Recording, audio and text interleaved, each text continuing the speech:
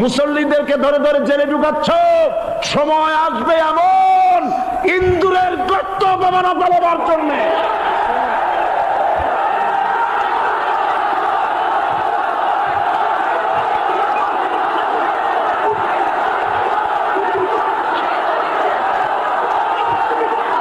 এই দলটির নাম ছিল আওয়ামী মুসলিম লীগ। এই দলটির নাম ছিল কি? আওয়ামী মুসলিম লীগ। তখন তারা নারায়ে তাকবীর, আল্লাহু আকবার ধ্বনি দিত, স্লোগান দিত, কিন্তু ধর্মনিরপেক্ষ মতবাদ দলীয় আদর্শ হিসাবে গ্রহণ করার কারণে নারায়ে তাকবীর, আল্লাহু আকবার এই স্লোগান তারা বর্জন করেছে। 1972 সনে যখন তারা ক্ষমতায় এলেন, তখন সংবিধানের শিরোনামে মুসলিম প্রথা সিদ্ধ বিসমিল্লাহির রহমানির রহিম তারা পরিত্যাগ করেছিল।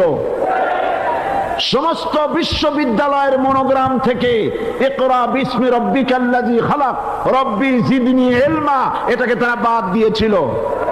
সলিমুল্লাহ মুসলিম হল এই নাম থেকে মুসলিম শব্দ বাদ দিয়েছিল। নজরুল ইসলাম কলেজের নাম থেকে ইসলাম শব্দ বাদ দিয়ে শুধু নজরুল কলেজ করেছিল। এগুলি অসত্য না সত্য? বর্তমান এই সরকার ধর্মনিরপেক্ষ হওয়ার কারণে ইসলাম এবং মুসলিম বিদ্বেষী, তার অসংখ্য প্রমাণ এই জাতির কাছে রয়েছে। দেশের শ্রেষ্ঠ সন্তান হচ্ছে আলেম ওলামা, পীর বুজুর্গ। বলেন সুবহানাল্লাহ। দেশের শ্রেষ্ঠ সন্তান পীর মাশায়েখ আলেম ওলামাদের বিরুদ্ধে কোন জায়গায় কোনো দুর্ঘটনা ঘটলেই তাদেরকেই দায়ী করা হয়।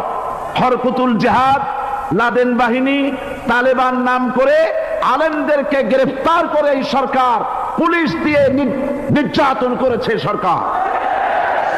দুশ্মনের শক্তিটা খুব বড়ই দেখা যায়, মনে হয় যেন অনেক বড় কি জানি কি। আল্লাহ পাক বলছেন ইন্না কাইদা শায়তানে কানা দাঈফা। শয়তানের চক্রান্ত যতই তুমি মনে করো অনেক ষড়যন্ত্রের জাল বিস্তার হয়ে আছে, আল্লাহ কয় কিছুই না, দাঈফা অত্যন্ত দুর্বল। আগুনের ভিতর থেকে আওয়াজ বেরিয়ে এলো, নমরুদ আমার ভিতরে দাহ্য শক্তি, জ্বালানো শক্তি আছে কি নাই যদি প্রমাণ করতে চাও, টেস্ট করতে চাও, তুই নিজে আয়, তোরে সুদ্ধা তাম দুনিয়া জ্বালাই দিতে পারি, ইব্রাহিমের এক গাছা পশম জ্বালাইতে পারি না। বিশ্বকবি আল্লামা ইকবাল কি সুন্দর করে বলেছেন, আজ ভি হো जो इब्राहिम का ईमान पैदा आग कर सकती है एक अंदाज़े गुलिस्ता पैदा। ইব্রাহিমের ঈমান যদি আদিও কোথাও হয় বিদ্যমান, করতে পারেন অগ্নিকুণ্ডে খুবসুরত এক গুলিস্তান।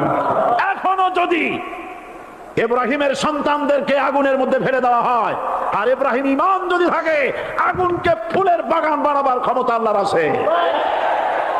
রাষ্ট্র শক্তি, তাদের হাতে অস্ত্রপাতি তো খুব শক্তি, আর তারা একবার ক্ষমতায় যায়, ওরা মনে করে এই ক্ষমতা থেকে আমাদেরকে কেউ নামাইতে পারবে না।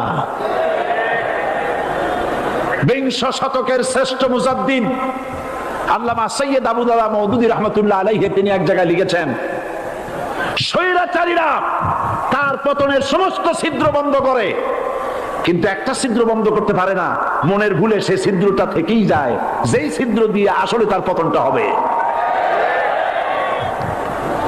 ক্ষমতায় গিয়ে মনে করে চিরকাল ক্ষমতায় থাকবো। গাড়ির চাকা সব সময় উপরে থাকে না, গাড়ির চাকা সব সময় উপরে থাকলে গাড়ি তো চলবেই না, গাড়ির চাকা ঘোরে বলেই তো গাড়ি চলে। সুতরাং এই উপরে তোমার চাকা উপরে এখন আছে বলে, তোমার দলের চাকা উপরে আছে বলে যারা মানুষের উপরে জুলুম করছো, আলেমদেরকে ধরতেছো, মুসল্লিদেরকে ধরে ধরে জেলে ঢুকাচ্ছ, সময় আসবে এমন ইন্দুরের গর্ত অপমানা পালাবার জন্য। সব মিলে গেছে, সমস্ত ইন্টেরা যদি ধর্মঘট করতে, আমরা কেউ মাটির তলায় যাব না, কেউ আমরা আগুনে পুড়ে ঝামা হব না, পিক হব না, কেউ আমরা টুকরা টুকরা হব না, সবাই থাকবো উপরে উপরে। তাহলে কি দালান হইতো নাকি?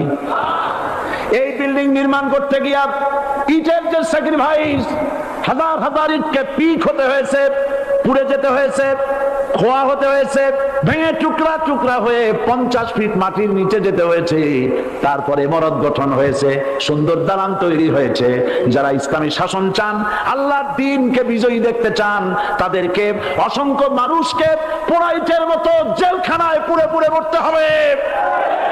অসংখ্য মানুষকে ফাঁসির কাস্টে ঝুলতে হবে, গায়ের রক্ত দিতে হবে, শহীদ হতে হবে, তারপরে ইসলামের ইমারতটা কায়েম হয়ে যাবে। শায়ের কবি কি সুন্দর করে বলছেন, কবি সুন্দর করে বলছেন, ये शहादत गाहे उल्फत में कदम रखना, ये शहादत गाहे उल्फत में कदम रखना, लोग समझते हैं आसा है मुसलमान होना। মানুষেরা মনে করে মুসলমান হওয়া খুব সহজ জিনিস। না, মুসলমান হওয়ার অর্থ হলো শাহাদাতের ঈদগাহে শামিল হয়ে যাওয়া।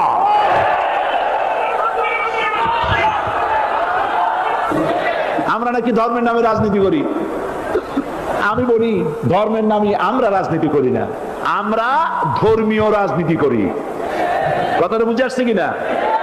ধর্মের নামে রাজনীতি তো সেই ব্যক্তি করে 1996 সনের নির্বাচনের আগে যিনি মাথায় পট্টি বেঁধেছিলেন, যিনি শপথ গ্রহণের সময় হাতে তসবিহ পড়েছিলেন, ধর্মের নামে রাজনীতি তিনি করেছেন।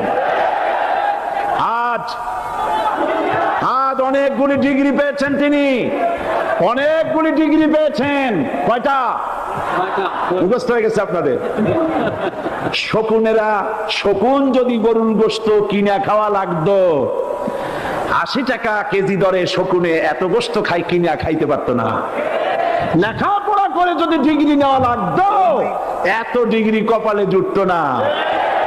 পয়সা দিয়া ম্যানেজ করা ডিগ্রি, কিন্তু 9টা নিলে কি হবে? আসল ডিগ্রিটা এখনো বাকি আছে। আসল ডিগ্রি কোনটা? নির্বাচনের আগে পট্টি বেঁধে তসবিহ নিয়ে গোটা জাতিকে যে সফলভাবে প্রতারণা করতে আপনি পেরেছিলেন, মহাপ্রতারক হিসাবে, সেই ডিগ্রি আগামী নির্বাচনের মোক্ষম সময় জনগণ আপনার গলায় পরায় দেবে। কোরআন নিয়ে বাঁচতে চাই, এই কোরআন নিয়ে মরতে চাই, এই কোরআন থেকে আমাদেরকে বিচ্ছিন্ন করতে চায় কাফের, বেঈমান, মুশরিকেরা।